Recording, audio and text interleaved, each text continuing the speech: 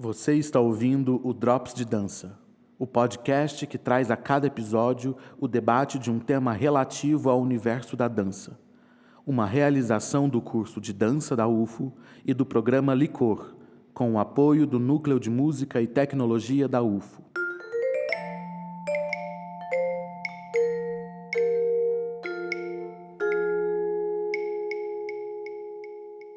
Você já parou para pensar em como se dá a criação em dança?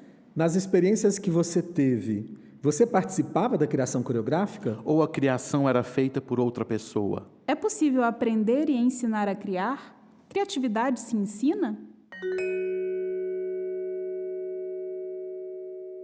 Oi, eu sou a Vivian Barbosa. Olá, eu sou Alexandre Molina. E eu sou Marcelo Camargo, e no episódio de hoje vamos abordar o tema Processos Criativos em Dança, uma parceria com o projeto Supernova, que conta com o incentivo do Programa Municipal de Incentivo à Cultura da Prefeitura de Uberlândia.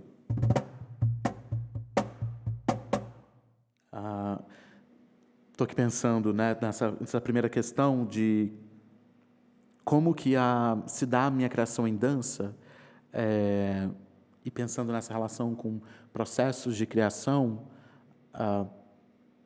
Há pouco tempo eu consigo identificar algumas coisas, né? De pensar como que, dos lugares por onde eu passei e de como eu identifico o que são minhas referências, que não estão exatamente ou somente numa técnica ou em referências em dança, como que eu trago isso para o meu processo de criação, como que eu decomponho essas outras coisas, por exemplo, a televisão, o modo em como eu assisto televisão, a minha referência a partir de movimentos artísticos, pensar esteticamente algumas imagens, como pensar o cinema, como que eu decomponho isso para pensar hoje o meu trabalho enquanto artista da cena, artista da dança.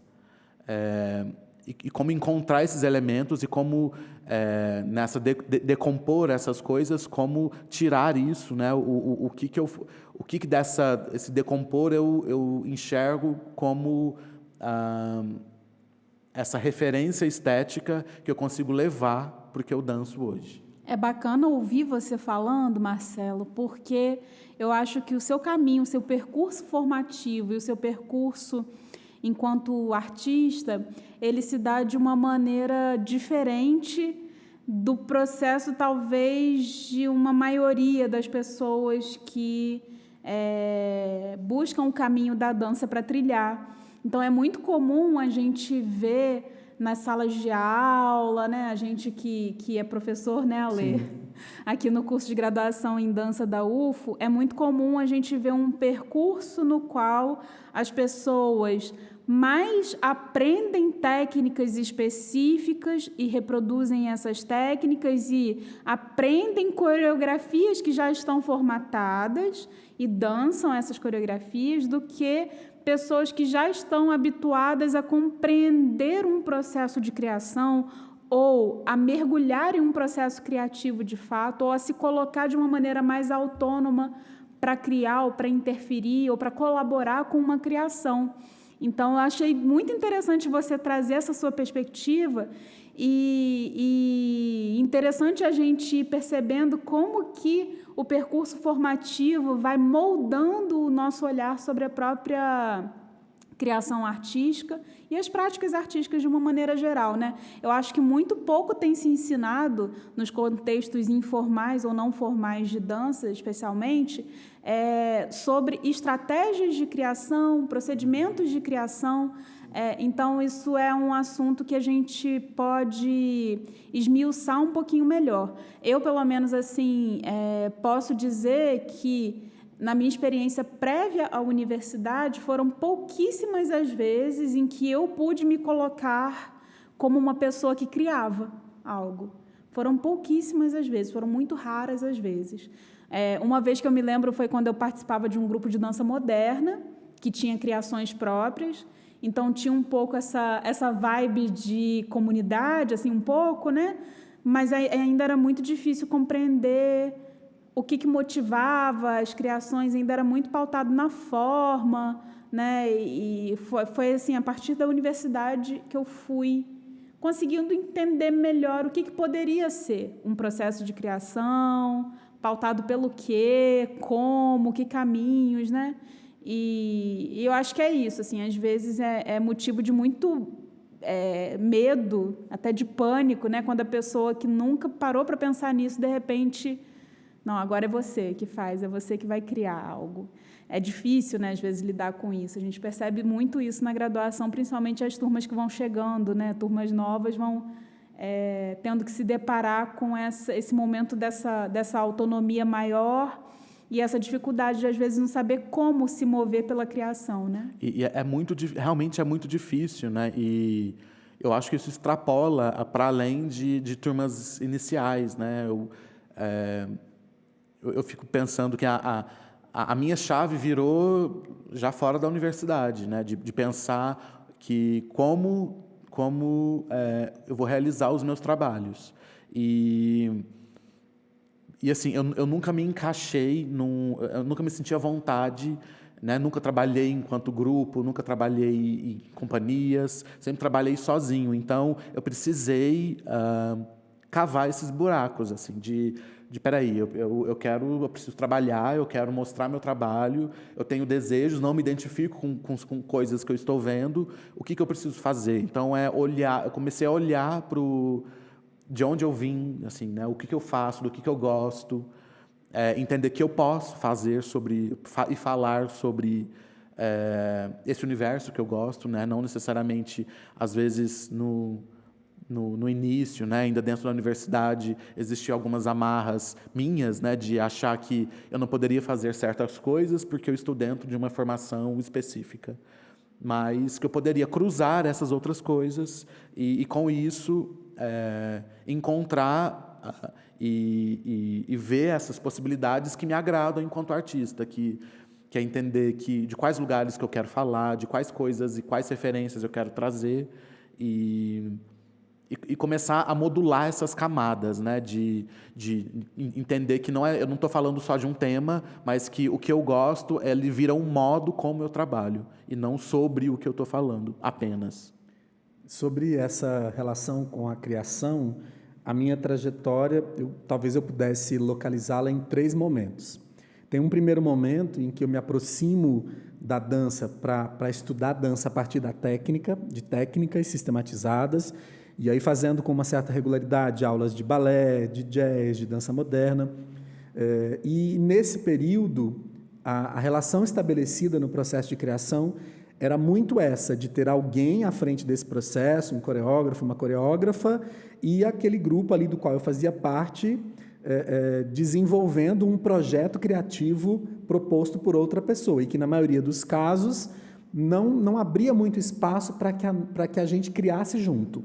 Era muito mais uma relação de como efetivar o projeto criativo de uma outra pessoa. Num segundo momento, já fazendo parte de um contexto de grupo, e um grupo que não era vinculado a uma escola, a uma academia de dança, mas um grupo formado por artistas também inquietos e independentes, o processo de criação ele se dava de um outro modo. Era um processo coletivo, era uma investigação que se dava coletivamente, sempre tínhamos ali alguém que de alguma forma fazia um papel de uma direção, de uma coordenação desse processo criativo, mas nós tínhamos arranjos também muito diferentes e que iam acontecendo de acordo com os interesses. Então, era um grupo de 3 ou 4 dançarinos que propunham algum tipo de trabalho, em alguns outros momentos estávamos todos juntos e assim por diante. E uma terceira fase, que é quando eu começo a estudar dança na universidade, na academia, especialmente ali fazendo curso de especialização, de mestrado e doutorado na Universidade Federal da Bahia, eu começo a olhar para o processo criativo também numa perspectiva de estudo e de conhecer outras e diferentes abordagens, estratégias e metodologias para criar. Lembrando aqui, pensando nisso, né, no que a gente está falando, tem uma citação do Jaime Conde Salazar, no livro dele, que se chama A Dança do Futuro, que que ele fala assim, a dança não tem uma forma concreta e, ao mesmo tempo, ela pode ter qualquer forma. Nesse sentido, escapa de uma classificação clássica por estilos, movimentos, metodologias, escolas, e que claramente são insuficientes para se referir à realidade multiforme do que é a dança. Então, quando ele fala desse lugar de que, ao mesmo tempo, ela tem qualquer forma, não é qualquer coisa, mas sim uma forma específica, um modo específico para cada especificidade de trabalho, para cada projeto, e de cada modo. É um modo específico para aquele trabalho. Então, se fala aqui, eu acho que ele está falando de juntar todas essas camadas, É técnica, é referência, é com que eu quero falar, como eu quero falar. O processo é a manipulação dessas camadas, essa mesa onde você vai juntando essas peças, ou sobrepondo, ou afastando, essas coisas todas. Sim, no contexto daqui da universidade, do curso de bacharelado em dança, eu percebo que oferecer esse tempo e esse espaço para que as pessoas entrem em contato com essa singularidade é muito importante, porque o que você está falando para a gente, Marcelo, olha essas especificidades que cada projeto artístico engendra, ou cada artista vai experimentando, vai formatando, vai organizando, e apresentando para o mundo. E para mim é impossível a gente olhar para um processo de criação sem consultar o nosso desejo, sem consultar aquilo que nos inquieta, sem consultar aquilo que nos motiva, nos mobiliza de algum modo, Então, talvez os espaços formativos de dança não estejam se aproximando muito desse universo singular, não estejam permitindo tanto assim que as pessoas olhem para seus próprios desejos para entrar em contato com o que seria um primeiro ímpeto para a criação, Porque é isso, eu fico imaginando que se lá atrás, antes de eu entrar em contato com a universidade, se eu tivesse tido essa oportunidade ou esse incentivo, muita coisa poderia ter sido diferente, E mesmo na graduação, assim, com a minha experiência na Companhia de Dança Contemporânea da UFRJ, porque foi uma experiência muito importante para mim por vários motivos, era muito mais essa noção coletiva de criação, muito mais do que um processo autoral, o que é muito importante também. Mas eu percebo na sua fala, Marcelo, que para você tocar o seu desejo, as suas referências, de onde você vem, para onde você quer ir, foi algo fundamental para você se entender enquanto artista e enquanto pessoa que investiga, que cria materiais novos, obras, e esse contato consigo mesmo é muito importante nesse sentido.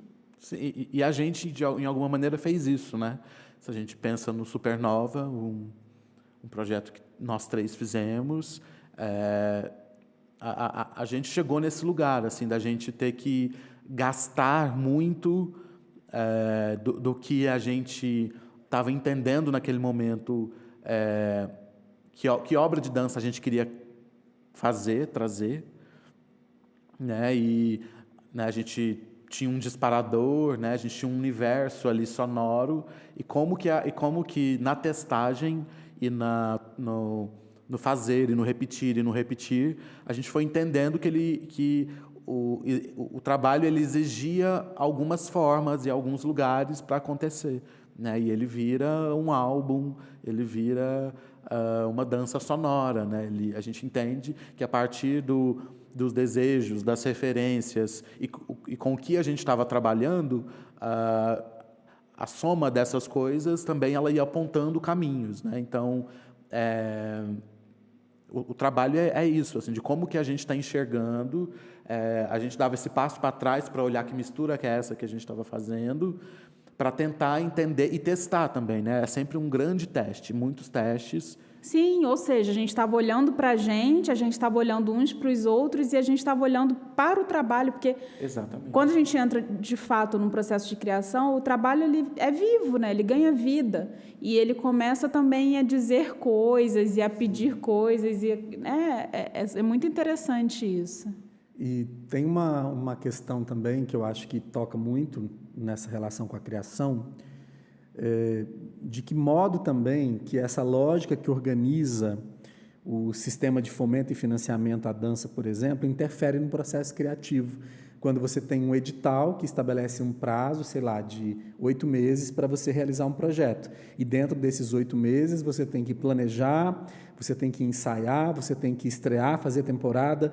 Então, qual é o tempo reservado, qual é o tempo que a gente dedica ao processo investigativo, ao processo de criação?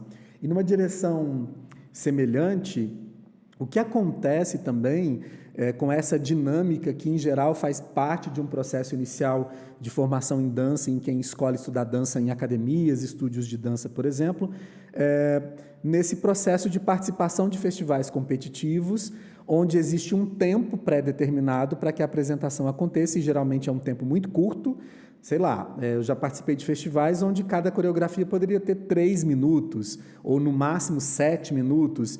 Então, você tem que enquadrar um processo criativo para responder uma dinâmica de tempo, de durabilidade, que em geral é extremamente curta, né? E como que isso impacta também no processo de criação? E quais são as consequências disso a médio e longo prazo, numa cadeia maior de profissionais da dança, por exemplo?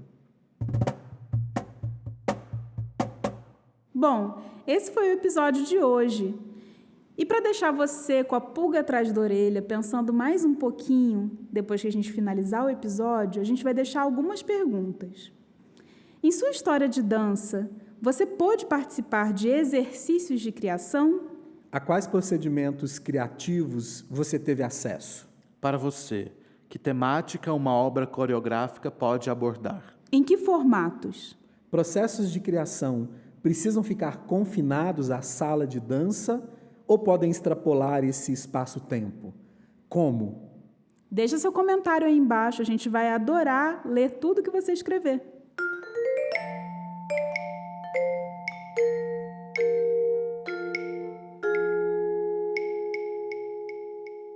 Você acabou de ouvir o Drops de Dança, o podcast que traz a cada episódio o debate de um tema relativo ao universo da dança, com trilha sonora de Lúcio Pereira e Cássio Ribeiro como técnico de áudio.